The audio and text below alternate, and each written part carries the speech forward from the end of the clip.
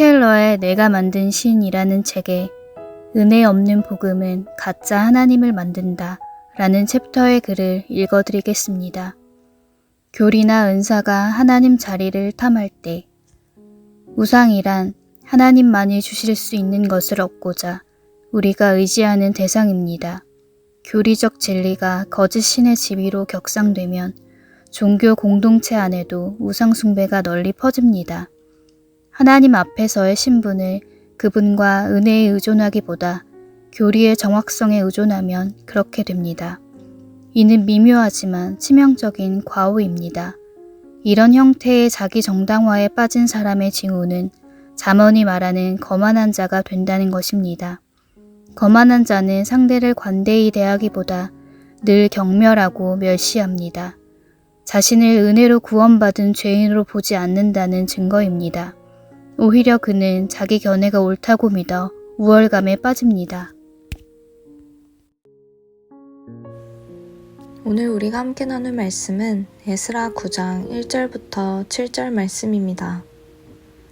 2일 후에 방백들이 내게 나와 이르되 이스라엘 백성과 제사장들과 레위 사람들이 이 땅 백성들에게서 떠나지 아니하고 가나안 사람들과 헷 사람들과 브리스 사람들과 여부스 사람들과 암몬 사람들과 모압 사람들과 애굽 사람들과 아모리 사람들의 가증한 일을 행하여 그들의 딸을 맞이하여 아내와 며느리로 삼아 거룩한 자손이 그 지방 사람들과 서로 섞이게 하는데 방백들과 고관들이 이 죄에 더욱 으뜸이 되었다 하는지라. 내가 이 일을 듣고 속옷과 겉옷을 찢고 머리털과 수염을 뜯으며 기가 막혀 앉으니 이에 이스라엘의 하나님의 말씀으로 말미암아 떠는 자가 사로잡혔던 이 사람들의 죄 때문에 다 내게로 모여오더라. 내가 저녁 제사 드릴 때까지 기가 막혀 앉았더니 저녁 제사를 드릴 때에 내가 근심 중에 일어나서 속옷과 겉옷을 찢은 채 무릎을 꿇고 나의 하나님 여호와를 향하여 손을 들고 말하기를 나의 하나님이여 내가 부끄럽고 낯이 뜨거워서 감히 나의 하나님을 향하여 얼굴을 들지 못하오니 이는 우리 죄악이 많아 정수리에 넘치고 우리 허물이 커서 하늘에 미침이니이다. 우리 조상들의 때로부터 오늘까지 우리의 죄가 심하매 우리의 죄악으로 말미암아 우리와 우리 왕들과 우리 제사장들을 여러 나라 왕들의 손에 넘기사 칼에 죽으며 사로잡히며 노략을 당하며 얼굴을 부끄럽게 하심이 오늘날과 같으니이다. 아멘. 반갑습니다. 오늘은 에스라 9장 1절에서 7절을 중심으로 자연스러움이라는 제목의 말씀을 나누겠습니다. 바벨론 포로로 이방 땅에서 오랫동안 살았던 이스라엘 백성들은 다시 하나님의 백성으로 하나님께서 원하시는 삶의 규칙과 방향대로 살기를 결단하여 이스라엘로 돌아왔습니다. 그리고 또 오랜 시간이 걸려 에스라를 통해 성전과 율법의 회복이라는 뜻을 가지고 두 번째 기환을 무사히 마쳤습니다. 힘들고 어려운 일들도 많았지만 하나님의 인도하심으로 무사히 도착할 수 있었습니다. 도착하자마자 그들은 성전의 예물과 기물들을 정리하고 바로 하나님께 번제와 속죄제를 드렸습니다. 그리고 아닥사스다 왕에게 왕의 명령대로 모든 일이 잘 처리된 것을 보고했습니다.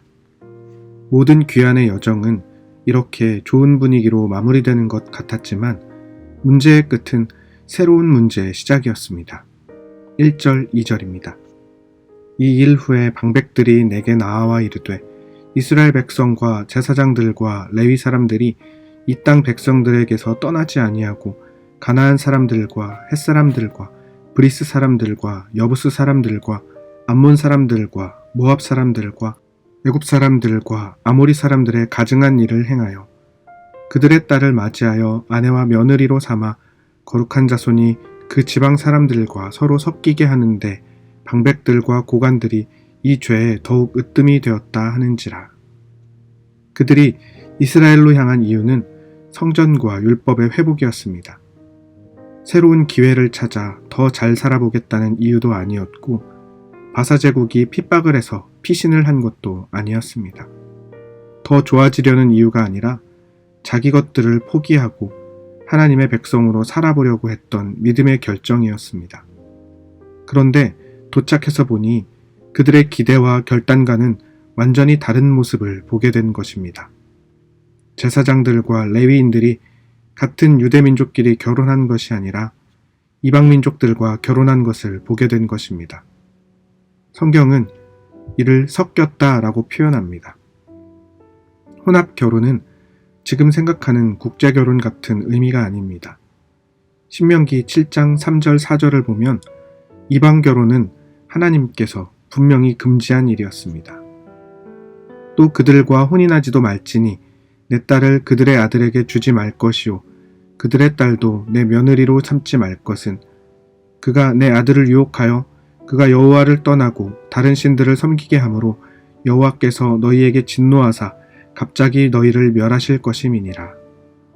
당시 이방인이라고 하는 말은 다른 신을 섬기는 사람을 뜻하는 말과 같았습니다. 신을 믿지 않는 민족이 없었습니다. 지금처럼 무교가 있는 것이 아니라 종족별로, 민족별로, 나라별로 어떤 신이라도 반드시 섬겼고 자기가 섬기는 신만 인정하는 유일신을 믿는 부족은 거의 없었습니다. 이스라엘 민족만 오직 하나님을 섬기고 하나님도 오직 이스라엘 민족만의 하나님이 되어주셨습니다. 그렇게 하나님은 이스라엘 백성과 언약하셨기 때문에 이스라엘 민족이 다른 신을 인정한다는 것은 하나님과의 언약을 배신하는 것이었습니다. 그래서 하나님께서는 이방 민족과의 결혼을 금지하신 것입니다. 오직 하나님만 섬겨야 하는 하나님의 백성이 우상을 섬기는 이방 사람들과 결혼을 하게 되면 이방 신앙과 그 가치관을 공유하게 되고 타협하게 되고 결국 하나님만 섬기는 일에서 멀어지게 되기 때문입니다. 하나님은 하나님의 백성을 세상이 섬기는 우상과 완전히 구별하시기 위해서 이스라엘의 전부가 되어주신 것입니다. 하나님께서 이렇게 이방신을 섬기는 민족과의 혼합을 금지하셨음에도 에스라와 백성들이 이스라엘로 돌아와 얼마 되지 않아 보게 된 현실은 암울했습니다. 먼저 도착해 있었던 이스라엘 백성들이 가나안의 이방 족속들과 결혼하는 모습을 보게 된 것입니다. 본문에서는 먼저 있던 제사장 레위인들이 혼합 결혼을 했는지 이번에 에스라와 함께 돌아온 2차 포로 귀환자들이 혼합 결혼을 했는지 명확하게 말하고 있지는 않지만 8장 15절에서 20절 내용을 보면 에스라는 제사장과 레위인이 없는 상황을 파악하고 직접 신중하게 제사장과 레위인을 모집했고 도착한 지 얼마 지나지 않은 상황으로 보이기 때문에 흐름상의 해석을 해보면 먼저 도착해 있었던 사람들이 자연스럽게 이방민족과 결혼하며 지냈을 것으로 보여집니다. 그런데 조금 생각해보면 포로로 끌려간 땅에서 수십 년을 살아간 이스라엘 백성에게 있어 그 땅에서 이방인들과의 관계를 맺는 것은 현실적이었고 생활적이었고 자연스러웠을 것입니다. 여러 민족이 섞여 사는 다문화 제국 바벨론에서 살아남기 위해 혹은 안정을 찾기 위해 남들과 비슷한 삶의 선택으로 이방인과의 결혼이 이루어졌을 것입니다. 나라를 잃었고 하나님이 그들을 버렸다고 생각하는 사람은 하나님의 율법을 이제 지키지 않아도 된다고 여겼을 것입니다. 인간적으로 보면 잘못이라 할 수 없고 비난받을 수 없는 결정처럼 보입니다.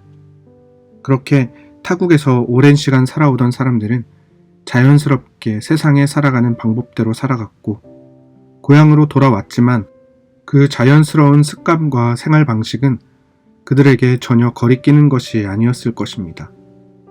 아마 잘못하고 있다는 것도 제대로 감지하지 못하고 그냥 자연스럽게 그렇게 살아갔을 것입니다.